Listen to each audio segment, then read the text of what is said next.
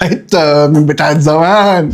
هاني فوق قرر يبقى هيلثي ويعمل دايت، فقررت اجيب 3 موزات نعمل بيهم مقارنه، نسمي الله ونبتدي. علي اول مره طنطم وعد وتخش معانا مقارنه 695 جنيه. هنشوف موزه موزه ايه؟ حته من بتاعت زمان، من بتاعت 6 و6 تيجي نوزنها 380 بالعضميه. الله الله، قد ايه لحم؟ 250 جرام. دهن ولحم وحته وردي اوزي موزي. اوزي ايه؟ اوزي موزي خالص بصح. انزل على اللحم. نخش بقى ايه عشان نمزمز الموزه.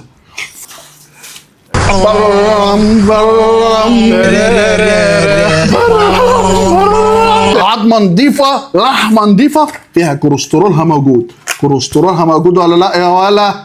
لما اقول لك هنفوت فيه كوليسترول تخاف وترتعب. خش على بعض. تاني واحد معانا شاكر، وموزة شاكر ب 440 جنيه. 444. ايه؟ هي شكلها مش عاطفي من بره، لكن من جوه وردي ولا مش وردي؟ وردي يا باشا. وبتلمع صح؟ وريحه سمنه، ان هي محمره بسمنه مش مشويه. واضح الكلام اللي بقوله؟ بدوق من الحته الغريبه دي.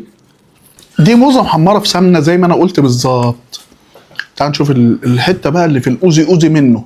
اوزي اوزي ولا مش اوزي اوزي يا يوسف؟ موزي خالص. يلا. تقول ايه؟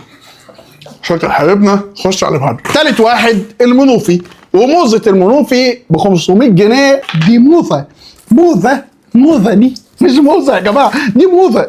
ايه ده؟ فين بقيت رجليها يا جماعه؟ مستخسرين فينا العظمه. 360 جرام. لو خلينا العظمه الصغيره يبقى كام؟ 240، يعني ربع كيلو لحمه ب 500 جنيه.